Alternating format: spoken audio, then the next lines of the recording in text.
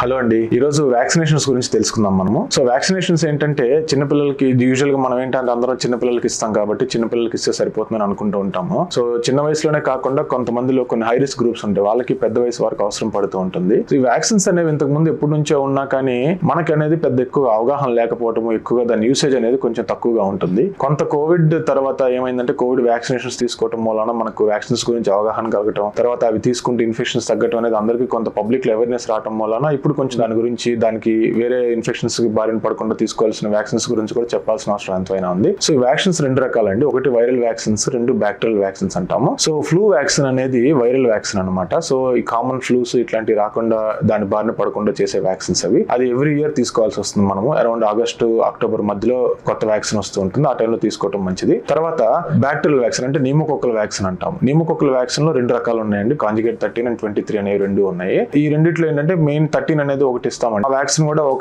ఒక షాట్ ఇస్తే కనుక మనకి లైఫ్ లాంగ్ ఇమ్యూనిటీ లాగా వస్తుందండి. Thank you.